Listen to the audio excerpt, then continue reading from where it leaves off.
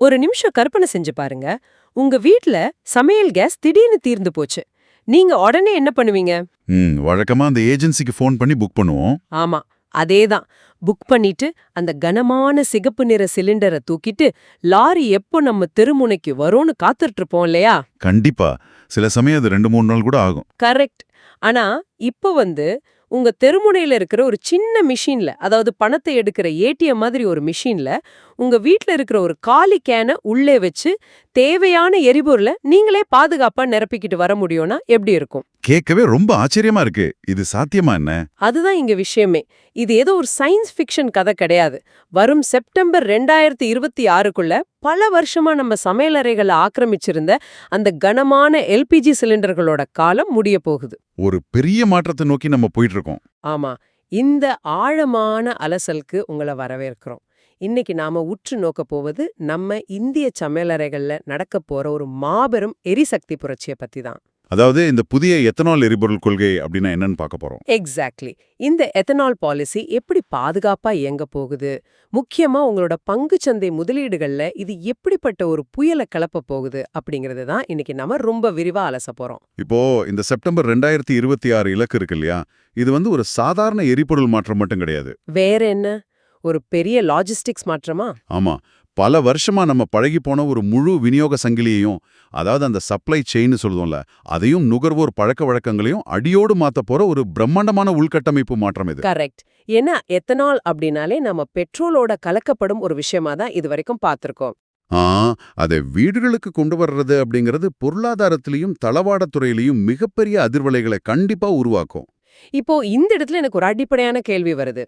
பல வருஷமா ஏன் தலைமுறையா நாம எல்பிஜி சிலிண்டர்களை பயன்படுத்தி ரொம்ப பாதுகாப்பா சமைச்சிட்டு இருக்கோம். ஆமா, அது ரொம்ப வருஷமா இருக்கிற ஒரு சிஸ்டம் தான். அது ஒரு நிரூபிக்கப்பட்ட தொழில்நுட்பம் இல்லையா? அப்படி இருக்கும்போது திடீர்னு எதற்காக இந்த மாற்று எரிபொருள் கொள்கை, இந்த புதிய எத்தனால் கொள்கையின் பின்னாடியில உள்ள உண்மையான காரணம் என்ன? எதற்காக இவ்ளோ பெரிய ரிஸ்க் எடுக்கணும்? இது ரிஸ்க் கிடையாது. இதோட பின்னாடி உள்ள நம்பர்ஸையும் இந்தியாவின் தற்போதைய பொருளாதார சூழலையும் பாத்தீங்கன்னா உங்களுக்கு இதற்கான விடை ரொம்ப தெளிவாவே புரியும். ஓஹோ, அந்த நம்பர்ஸ் என்னன்னு கொஞ்சம் சொல்லுங்களேன். அதாவது இப்ப இந்தியாவின் ஒட்டுமொத்த எத்தனால் உற்பத்தி திறன் 20 பில்லியன் லிட்டரை தாண்டிடுச்சு. 20 பில்லியன் லிட்டரா? அது ரொம்ப பெரிய நம்பராச்சே. ரொம்ப ரொம்ப பெரிய நம்பர் தான். இந்த 20 பில்லியன் லிட்டர்ல பெட்ரோலோட கலக்கப்படும் எத்தனால், அப்புறம் மதுபானங்கள் தயாரிக்க பயன்படும் அளவு, ஃபார்மா ரசாயன துறைகளுக்கு தேவைப்படும் அளவு, இது எல்லாத்தையும் கழிச்சாலும் நம்ம கிட்ட ஒரு பெரிய பேலன்ஸ் இருக்கு. எவ்ளோ பேலன்ஸ் இருக்கும்? ஒரு 2-3 பில்லியன் இருக்குமா? இல்ல, இன்னும் சுமார் 7 பில்லியன் லிட்டர் எத்தனால் உற்பத்தி திறன் நம்ம கிட்ட உபரியாகவே இருக்கு. அதாவது சர்ப்ளஸ் கெபாசிட்டியா இருக்கு.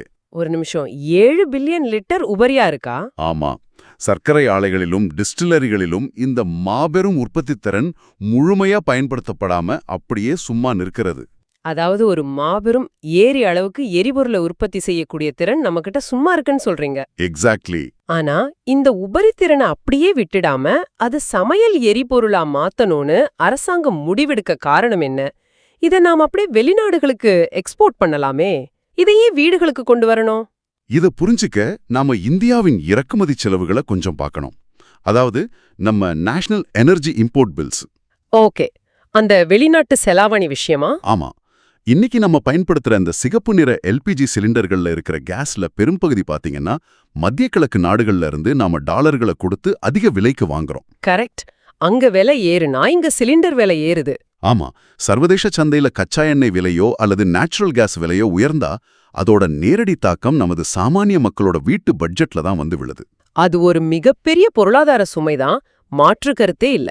ஓஹோ, அப்போ இது நம்ம ஊர்லயே தயாராகிற ஒரு எரிபொருள். ஆமா, ஆக இந்த 7 பில்லியன் லிட்டர் உபரிய நாம சமையலுக்கு பயன்படுத்தினால் பல ஆயிரம் கோடி ரூபாய் மதிப்பிலான அந்நிய செலவாணியை நாம மிச்சப்படுத்த முடியும். ரொம்ப பெரிய சேவிங்ஸ் இது. ஆமாம், நாம வெளிநாடுகளுக்கு கொடுக்கிற பணத்தை உள்நாட்டு விவசாயிகளுக்கும் ஆலைகளுக்கும் மடைமாற்ற முடியும். இது ஒரு மாபெரும் பொருளாதார சுழற்சியை உருவாக்கும். அப்போ இது வெறும் எரிபொருள் மாற்றமா மட்டும் பார்க்க முடியாது. வெளிநாடு எல்பிஜி கேஸை நம்பியிருக்கும் நிலையிலிருந்து ஒரு தற்சார்பு பொருளாதாரத்தை நோக்கிய ஒரு மிகப்பெரிய நகர்வு இது. 100% உண்மை. ஒரு செல்ஃப் ரிலையன்ட் எக்கானமிக்கு இது ரொம்ப முக்கியம். ஆனா எனக்கு இங்க ஒரு பெரிய சந்தேகம் வருது. கரும்பாலைகள்ல 7 பில்லியன் லிட்டர் எத்தனால் உற்பத்தி செய்யும் திறன் இருக்கு. அது உள்நாட்டு பொருளாதாரம், இதெல்லாம் கேட்க ரொம்ப நல்லா இருக்கு. சொல்லுங்க, என்ன சந்தேகம்? அதாவது எத்தனால் அப்படிங்கிறது ஒரு திரவம். லிக்விட் இல்லையா? ஆமா, லிக்விட் தான். ஆமா. ஆனா எல்பிஜி அப்படிங்கிறது அதிக அழுத்தத்துல அடைக்கப்பட்ட ஒரு கேஸ். ஒரு திரவ எரிபொருள 300 மில்லியன் இந்திய சமையலறைகளுக்கு கொண்டு போய் சேர்க்கிறதுங்கிறது ஒரு சாதாரண விஷயமா என்ன?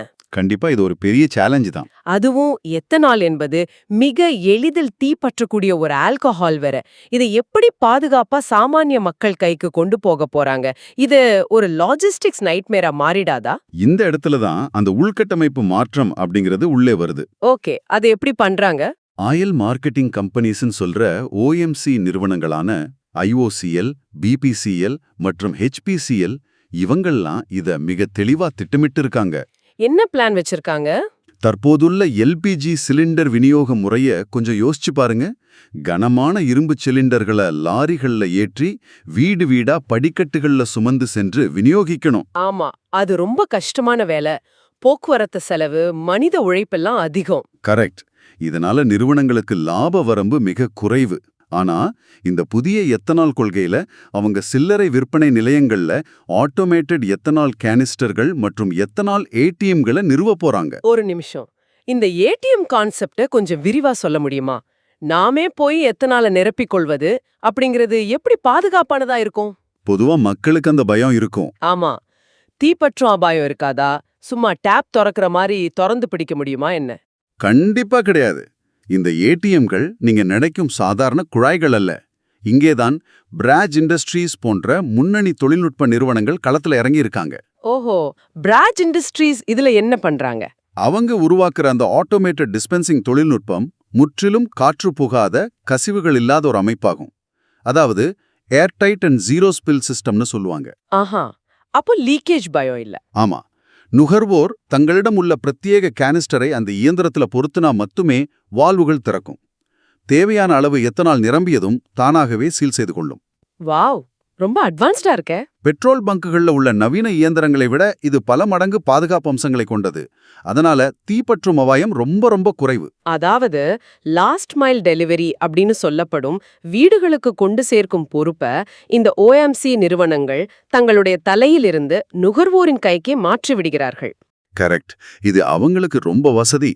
இது என்ன நிறுவனங்களுக்கு மிகப்பெரிய லாபத்தை கொடுக்கும் ஒரு நெட்வொர்க்கா மாறும். ஏன்னா டிரான்ஸ்போர்ட் செலவுகள் பெருமளவு குறைஞ்சிடும் இல்லையா? ஆமா, அவங்களோட ப்ராஃபிட் மார்ஜின் ரொம்பவே அதிகரிக்கும். ரொம்ப புத்திசாலித்தனமான ஒரு நகர்வு தான். ஆனா இப்ப நம்ம வீடுகள்ல இருக்கிற பழைய கேஸ் அடுப்புகள்ல இந்த எத்தனால ஊற்றி எரிக்க முடியுமா? இல்ல, அது ஒரு முக்கியமான பாயிண்ட். ஏன்னா எத்தனால் திரவமாச்சே, அது எப்படி அந்த பழைய பர்னர்கள்ல எரியும்? எரியவே எரியாது. பழைய எல்பிஜி அடுப்புகள்ல எத்தனால பயன்படுத்தவே முடியாது. ஓ, அப்போ என்ன பண்றது? அதுக்கு முற்றிலும் வித்தியாசமான பர்னர் வடிவமைப்பு தேவை. திரவ எத்தனாலை ஆவியாக்கி சரியான விகிதத்துல காற்றோடு கலந்து எரிக்கும் பிரத்யேக எத்தனால் ஸ்டவ்கள் தேவைப்படும். ஓஹோ, அப்போ இது வெறும் எரிபொருள் மாற்றம் மட்டும் கிடையாது. இந்தியா முழுக்க இருக்கிற பல கோடி வீடுகள்ல அடுப்புகளையே மாத்தணுமா? ஆமா, இது சமையலறையில நடக்க போற ஒரு முழுமையான ஹார்ட்வேர் அப்டேட் அப்படின்னே சொல்லலாம். நான் இப்போ இந்த புள்ளிகளை எல்லாம் இணைத்து பார்க்கிறேன். கோடிக்கணக்கான புதிய அடுப்புகள், பல்லாயிரக்கணக்கான எத்தனால் ஏடிஎம்கள், புதிய பாதுகாப்பு வால்வுகள். ஆமா, இது ஒரு மாபெரும் இண்டஸ்ட்ரி. இதையெல்லாம் தயாரிக்க போகும் பிராஜ் இண்டஸ்ட்ரீஸ் போன்ற நிறுவனங்களுக்கு வரப்போகும் அந்த ஆர்டர் பேக்லாக்ஸ் நினைத்து கூட பார்க்க முடியல. கண்டிப்பா அவங்களுக்கு இது ஒரு ஜாக்பாட் தான். செப்டம்பர் 2026க்குள்ள இந்த மாற்றம் நடக்கணும்னா பங்குச்சந்தையில இது மிகப்பெரிய அதிர்வலைகளை ஏற்படுத்த போகுது. முதலீட்டாளர்களோட பார்வையில இத கொஞ்சம் பிரிச்சு மேயலாம். சரி, பார்க்கலாம். நீங்க உங்க முதலீட்டு போர்ட்ஃபோலியோவை வச்சிருக்கீங்கன்னா இந்த மாற்றத்தை எப்படி அணுகுவது? யாருக்கு லாபம், யாருக்கு நஷ்டம்? எந்த ஒரு தொழில்நுட்ப மற்றும் பொருளாதார புரட்சியிலையும் வெற்றி பெறுபவர்களும் இருப்பாங்க, அடிவாங்குபவர்களும் இருப்பாங்க. முதல்ல லாபம் அடைய போகும் அந்த புல்லிஷ் நிறுவனங்களை பாப்போமா? சரி, இந்த திட்டத்தின் மிகப்பெரிய வெற்றியாளர்கள் அப்படின்னு பார்த்தா நாம முன்பே பேசின அந்த சுகர் மற்றும் டிஸ்டிலரி நிறுவனங்கள் தான். ஓ, அந்த சுகர் கம்பெனிஸ். ஆமா, பல்ராம்பூர் சீனி மில்ஸ், அப்புறம் ஸ்ரீரேணுகா சுகர்ஸ் மற்றும் EIT பாரி போன்ற நிறுவனங்களை எடுத்துக்கோங்க. இவங்கள்ட்ட கரும்பு சக்கைகள், அதாவது பகாஸ், அப்புறம் மொலாசஸ் மூலமாக எத்தனால் தயாரிக்கும் மாபெரும் கட்டமைப்புகள் ஏற்கனவே இருக்கு. ஆனா அதெல்லாம் முழுமையா பயன்படுத்தப்படாம இருந்துச்சுன்னு சொன்னீங்க. கரெக்ட். அவை முழு திறனோடு இயங்காம தான் இருந்துச்சு. இப்போ இந்த புதிய கொள்கையின் மூலமா அந்த பயன்படுத்தப்படாத உற்பத்தி திறன் அவங்களுக்கு ஒரு மிகப்பெரிய மாற்று வருவாய் ஆதாரமா மாறப்போகுது. Alternative revenue pipelines. இத நான் இப்படி பார்க்கறேன். இதுவரைக்கும் சர்க்கரை ஆலைகள் விவசாயம் சார்ந்த நிறுவனங்களாக மட்டும்தான் இருந்துச்சு இல்லையா? ஆமா, சர்க்கரை விலை ஏறினால் லாபம், இறங்கினால் நஷ்டம்னு ஒரு சுழற்சியில சிக்கியிருந்தாங்க. ஒரு சைக்கிளிக்கல் பிசினஸ்.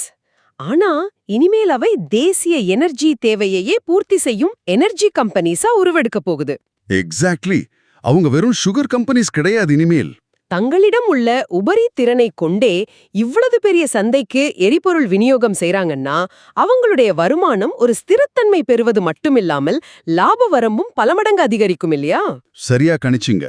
சர்க்கரை உற்பத்தியில ஏற்படும் ஏற்ற இறக்கங்களை இந்த எத்தனால் விற்பனை மூலம் கிடைக்கும் நிரந்தர வருமானம் ஈடுகட்டிடும். அவங்கள பொறுத்தவரை இது ஒரு பொற்காலத்தின் தொடக்கம். சரி, பங்குச் சந்தையில வெற்றி பெறுபவர்களை பற்றி பேசிட்டோம்.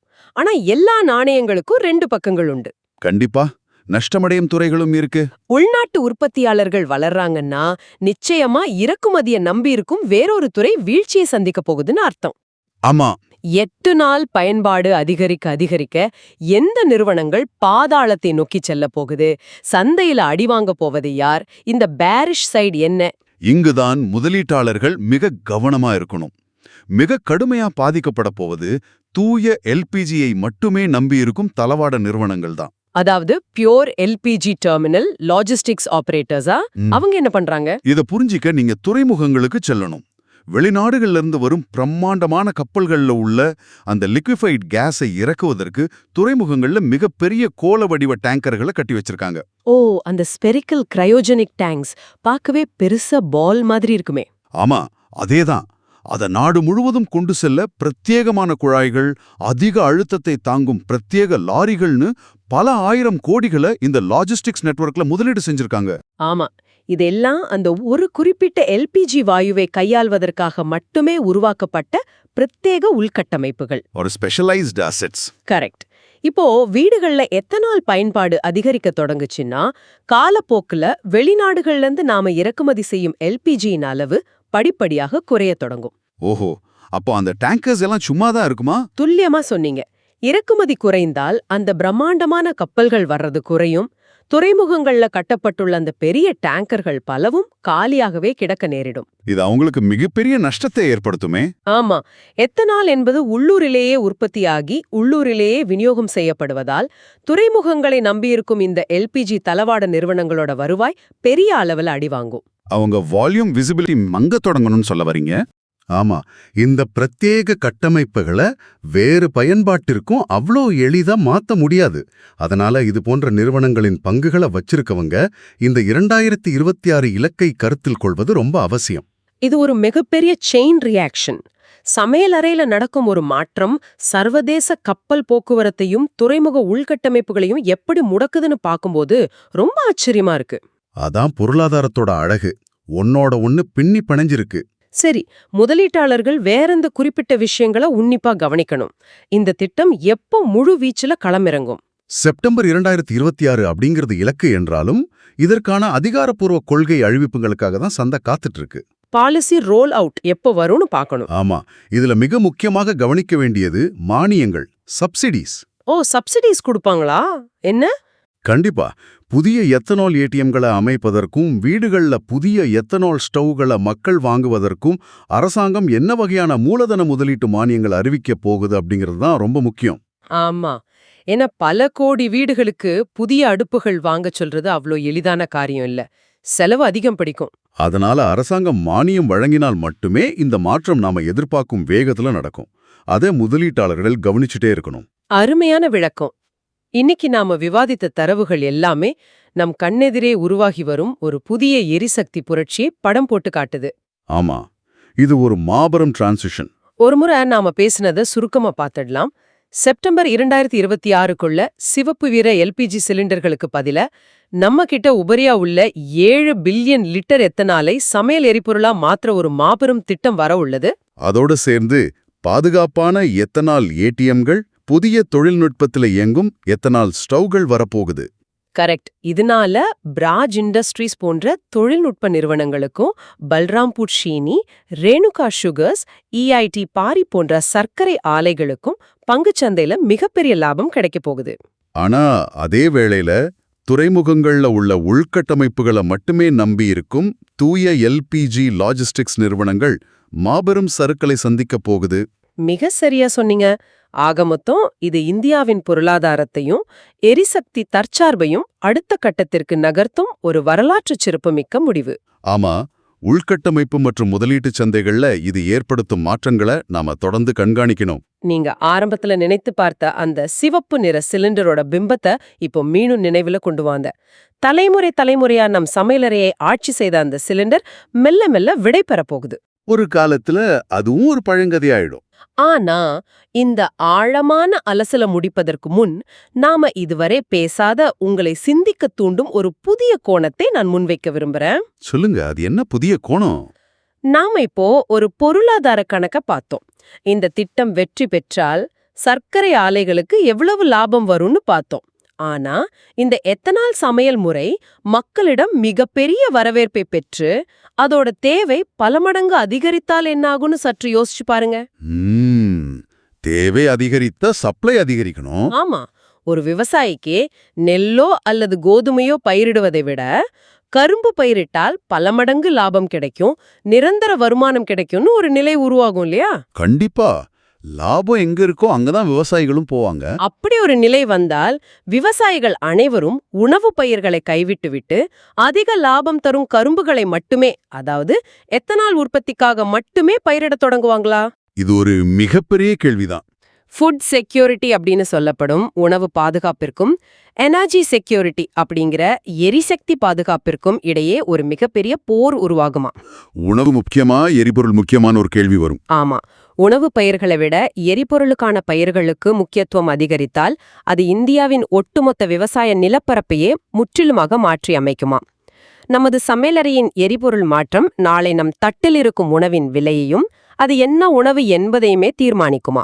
இது நிஜமாவே நாம ஆழமா சிந்திக்க வேண்டிய ஒரு விஷயம்தான். இந்த ஆழமான கேள்வியோடு இன்றைய அலசல நிறைவு செய்றோம். தரவுகளுக்கு பின்னால் இருக்கும் இந்த சுவாரஸ்யமான உலகத்தையும் அதோட சங்கிலி தொடர் விளைவுகளையும் உங்களுடைய சொந்த தேடலின் மூலமும் தொடர்ந்து ஆராயுங்கள். மீண்டும் ஒரு சுவாரஸ்யமான அலசலில் சந்திப்போம்.